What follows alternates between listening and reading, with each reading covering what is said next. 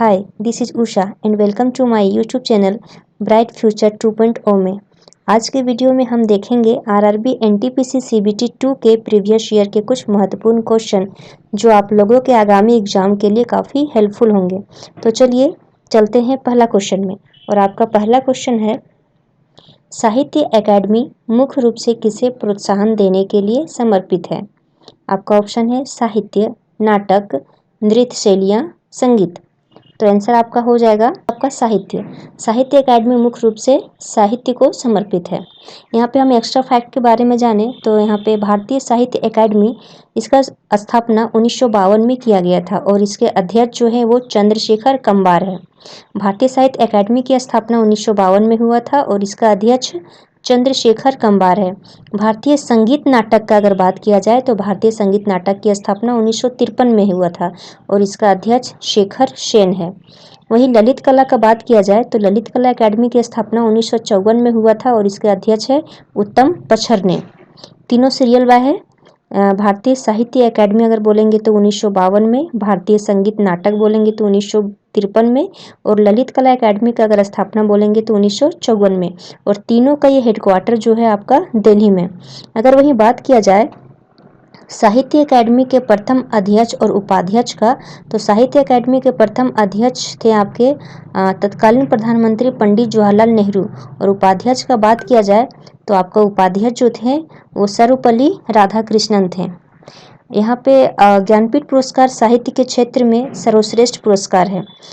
ज्ञानपीठ पुरस्कार जो है वो साहित्य के क्षेत्र में दिया जाने वाला सर्वश्रेष्ठ पुरस्कार है।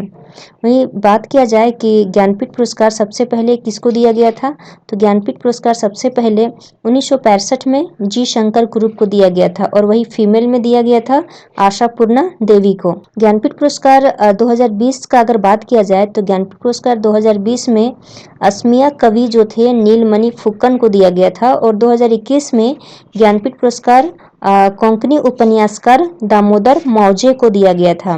2021 का ज्ञानपीठ पुरस्कार कोंकणी उपन्यासकार दामोदर मौजे को दिया गया था। व्यास सम्मान भी साहित्य के क्षेत्र में दिया जाता है और अगर वही करंट का बात किया जाए तो करंट में 2021 में व्यास सम्मान आपका असगर वजाहत को दिया गया था।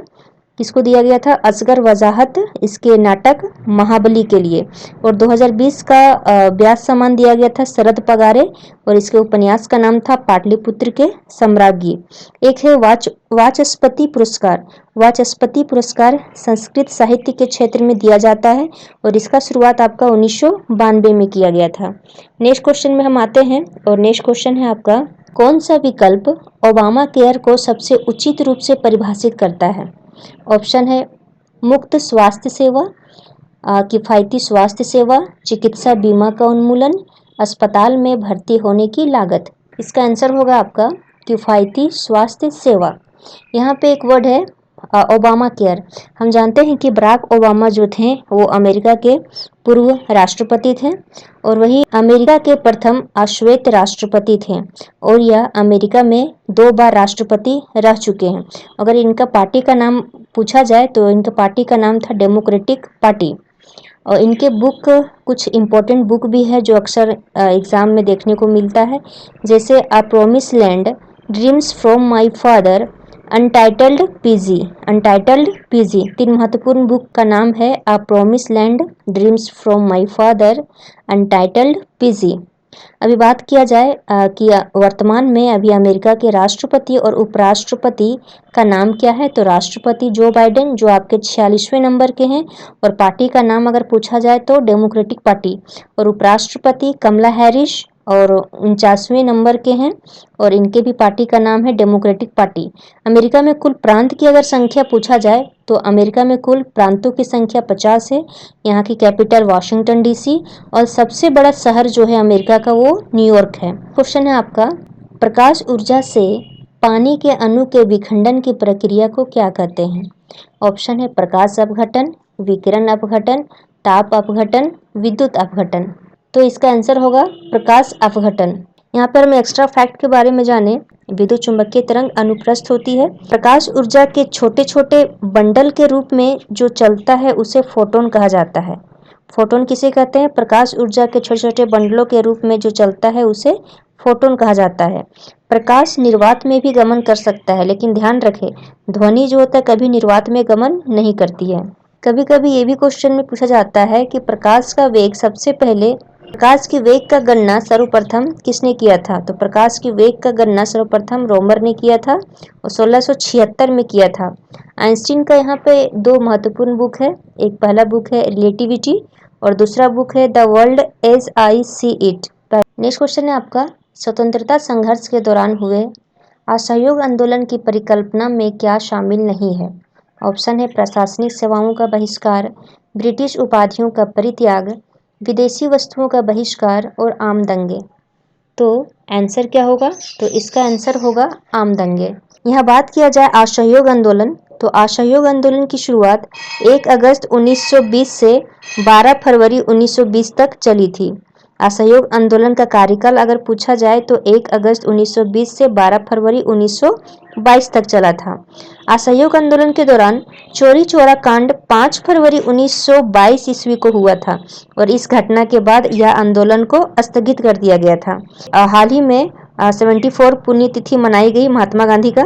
महात्मा गांधी का अगर मृत्यु पूछा जाए तो 30 जनवरी 1948 को हुआ था और नाथूराम गोडसे ने शाम को न्यू दिल्ली स्थित बिरला भवन में गोली मारकर हत्या कर दी थी।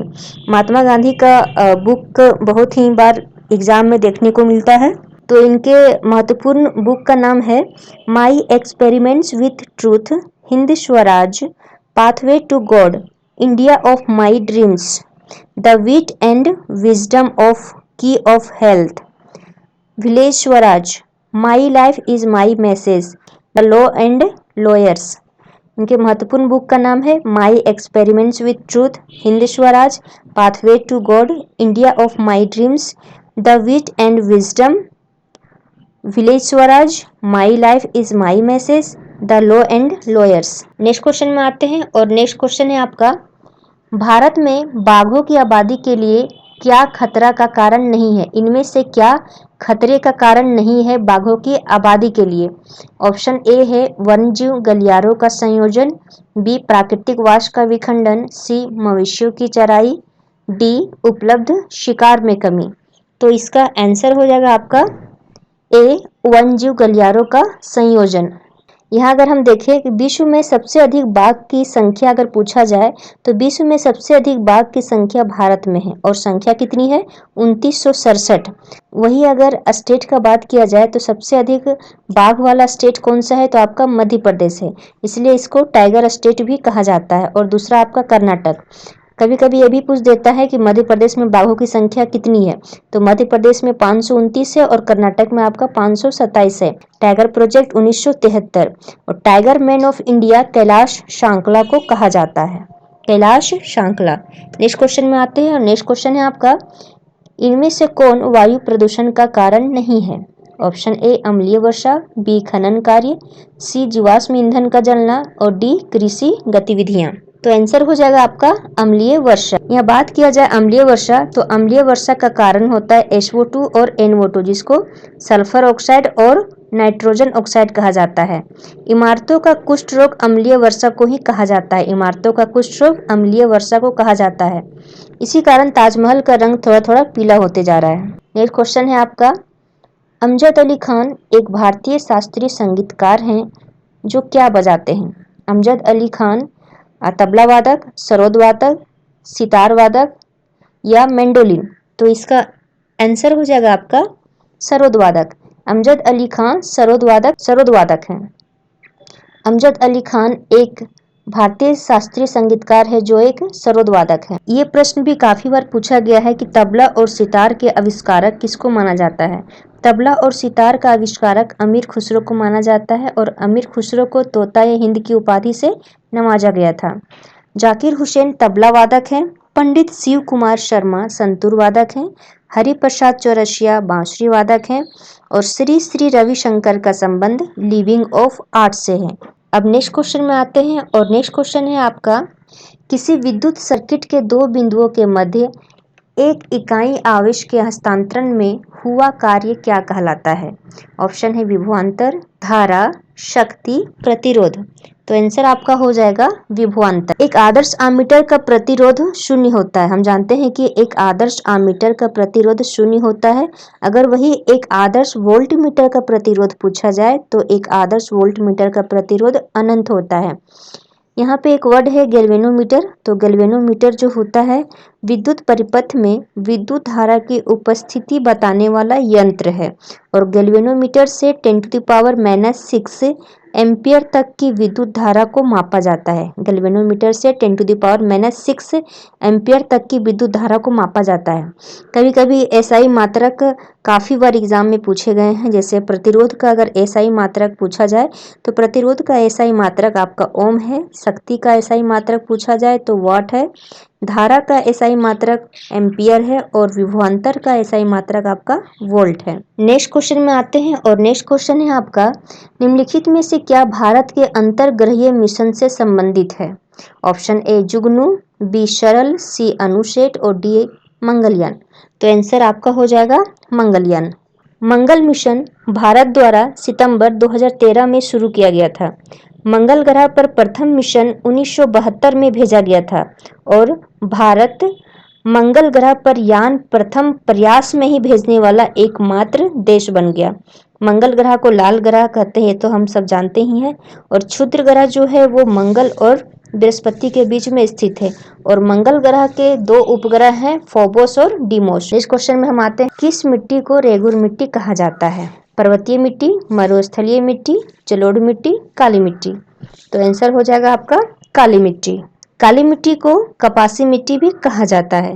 भारत का मुख्य मिट्टी अगर पूछा जाए तो वो आपका जलोढ़ मिट्टी है और पुरानी जलोढ़ मिट्टी को बांगर और नवीन जलोढ़ मिट्टी को खादर कहा जाता है। फ्रेंड्स, अगर ये वीडियो आपको अच्छा लगे तो वीडियो को लाइक करें, चैनल को सब्सक्राइब जरूर करें और जितना हो सके अपने दोस्तों को जरूर शेयर करें और कहीं सुधार की ज़रूरत हो तो कमेंट में ज़रूर लिखें। धन्यवाद।